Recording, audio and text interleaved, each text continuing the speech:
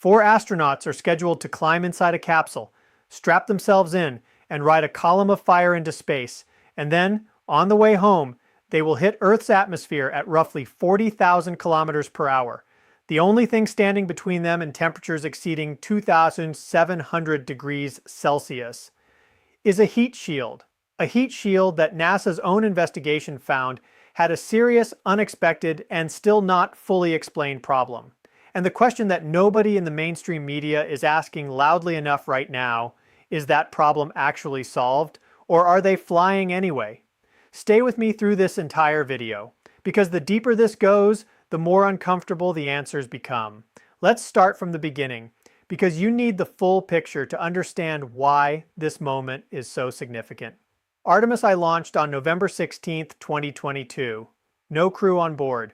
An uncrewed test flight designed specifically to prove that the Orion capsule and its heat shield could handle the extreme conditions of a return from deep space, not just from low Earth orbit, from the moon, from 385,000 kilometers away, returning at what NASA calls lunar return velocity, much faster than a normal ISS return, much hotter, much more violent. The heat shield had to work perfectly, and publicly, NASA said it did. Mission success. Orion splashed down in the Pacific on December 11, 2022. The images looked good, the press releases sounded confident, but then the engineers got their hands on the capsule, and what they found was not in the press release. Chunks of the heat shield material had come off during re-entry, not surface erosion, not expected ablation, the process where heat shield material is designed to burn away gradually in a controlled manner. Actual chunks, pieces of the AVCoat ablator material, breaking away from the surface in a pattern that the engineers had not predicted, had not modeled, had not expected. And here's the part that I need you to really sit with. This was not a minor surface anomaly caught by one engineer in one corner of the data. NASA formally opened an investigation. They brought in independent review teams. They delayed the entire Artemis II crewed mission, which was originally scheduled for 2024, while they tried to figure out what went wrong, and what caused it, and most importantly, whether it would happen again, with 4 people inside. The root cause investigation took months, and when NASA finally presented its findings, they pointed to something called rapid outgassing. Here is what that means in plain language. The AVCoat heat shield material contains moisture trapped inside it. When that moisture heats up rapidly during re-entry, it turns to gas. It expands and it pushes outward through the material with enough force to crack the surface, to fracture it, to cause pieces to break away. The gases were trying to escape too fast. And the material wasn't strong enough to hold together while that was happening. Now. When I heard that explanation, my first question was the same question that independent aerospace engineers started asking publicly. Was this a material problem, a design problem, or a testing problem? Because the heat shield was tested extensively on the ground before Artemis I flew, arc jet testing, thermal vacuum testing, simulation after simulation, and none of those tests caught this. None of them replicated what actually happened during real lunar return re-entry conditions. And that gap between what the ground tests predicted and what actually happened in flight is the thing that should concern every single person paying attention to this mission. Because if your tests don't reflect reality, then your tests aren't telling you the truth. And if your tests aren't telling you the truth, how do you know the fix works? Let me tell you what NASA's fix actually is, because this is important. The solution they have implemented for Artemis II is not a redesigned heat shield. It is not a new material. It is a modified re-entry trajectory. They are changing the angle and the skip re-entry profile, the way the capsule bounces off the upper atmosphere, to reduce the peak heating rate on the heat shield surface, lower the peak temperature spike, slow down how fast the heat builds up, give the moisture time to escape more gradually, so the material doesn't fracture. That is the plan. And I want to be fair here. Trajectory modification is a legitimate engineering tool. It is used across spacecraft design. It is not a trivial change. NASA's engineers are some of the most brilliant people on this planet. I say that genuinely. But independent aerospace engineers who have reviewed this approach publicly have raised a very specific concern.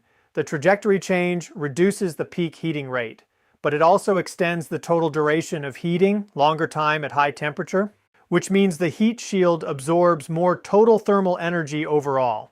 And the question of whether that trade-off is actually safer, or whether it simply moves the risk from one failure mode to another, is a question that has not been answered publicly with full transparency. Now, I want to talk about what former NASA astronauts have actually said on record, because this is where the human dimension of this story hits hardest. Terry Virts, veteran NASA astronaut, former commander of the International Space Station, has spoken publicly about the heat shield issue. He described the situation as deeply concerning. He used language that made clear he did not believe the problem had been fully resolved to his satisfaction. He is not alone. Multiple figures within and adjacent to the aerospace community have raised questions about the pace at which NASA moved toward declaring the fix sufficient. Questions about whether the pressure to maintain the Artemis program timeline, political pressure, budget pressure, national prestige pressure, has influenced the engineering decision-making process, and that question, whether schedule pressure is affecting safety culture, is one that has a very painful history at NASA, a history written in tragedy. January 28, 1986, Space Shuttle Challenger, 7 astronauts. The O-ring seals on the solid rocket boosters had known issues in cold temperatures. Engineers at Thiokol, the contractor, had raised concerns the night before launch, had argued against flying, had been overruled. The temperature that morning at Kennedy Space Center was 2 degrees Celsius, far outside the tested safe range for the O-rings. 73 seconds after launch, Challenger broke apart. All 7 crew members lost. The Rogers Commission investigation that followed found that the failure was not just technical, it was organizational. It was a culture where schedule pressure and management decisions overrode engineering concerns. February 1, 2003, Space Shuttle Columbia. A piece of foam insulation broke off from the external tank during launch, struck the leading edge of the left wing, damaged the thermal protection tiles. Engineers at NASA raised concerns during the mission, requested satellite imagery of the wing damage, were told not to worry, were overruled. On re-entry, the damaged wing allowed superheated plasma to penetrate the structure. Columbia broke apart over Texas and Louisiana. All 7 crew members lost. Again, the investigation found that organizational culture, the normalization of known problems, the pressure to keep flying, had been as lethal as the physical damage itself. I am not saying Artemis II is Challenger. I am not saying it is Columbia.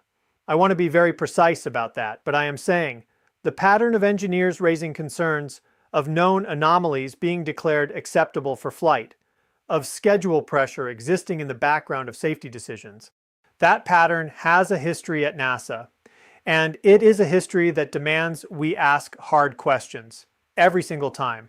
Not because we want the program to fail, but because we want the 4 people strapping into that capsule to come home. Reed Wiseman, Victor Glover, Christina Koch, Jeremy Hansen, these are real human beings with families, with children, who have trained for years for this mission, who trust that the people making decisions about their vehicle are making those decisions based purely on engineering data, not on timelines, not on budgets, not on political optics. And right now, based on what is publicly available, it is not fully clear that the heat shield fix has been validated in actual flight conditions, because there has only been one Artemis flight, one data point, Artemis I, and Artemis I showed us that the ground testing was insufficient to predict real flight behavior. So how do you validate the fix? You fly it again, with crew, and hope the trajectory modification works as modeled. That is the situation. That is what these 4 astronauts are facing, and I think the public deserves to understand that clearly. Now let me tell you what I would watch very closely as Artemis II approaches. First, watch for any NASA technical briefings where the heat shield validation methodology is discussed in specific detail, not general confidence statements, specific data, specific test results, specific modeling comparisons between Artemis IV flight data and the predicted performance of the modified trajectory. If those briefings are vague, that matters. Second, watch for any statements from the Aerospace Safety Advisory Panel. ASAP is NASA's independent safety watchdog. They have a legal mandate to report concerns to Congress. Their annual and quarterly reports are public documents. if ASAP raises specific language about residual uncertainty in the heat shield fix, pay attention to that language very carefully. Third, watch for any launch delays close to the scheduled date, not weather delays, technical delays. If engineering teams request additional review time close to launch, that tells you something. Fourth, watch the independent aerospace engineering community. People like Scott Manley, like NASA Spaceflight's coverage, like the everyday astronaut community. These are technically literate observers who follow the data closely and speak plainly when something doesn't add up. I want to end with something important. I believe in human space exploration, genuinely. I think what NASA is attempting with Artemis, returning humans to the moon for the first time in over 50 years, is one of the most extraordinary things our species has ever tried to do. And I believe the thousands of engineers and scientists working on this program are doing so with dedication and integrity. But great institutions can develop blind spots. Great programs can accumulate pressure that distorts decision-making. And the only protection against that is transparency, is asking hard questions, is refusing to accept vague reassurances when 4 human lives are at stake. The heat shield issue on Artemis I was real, documented, investigated by NASA itself. The fix is a trajectory modification that has not yet been validated in actual lunar return flight conditions. Artemis II will be that validation, with crew.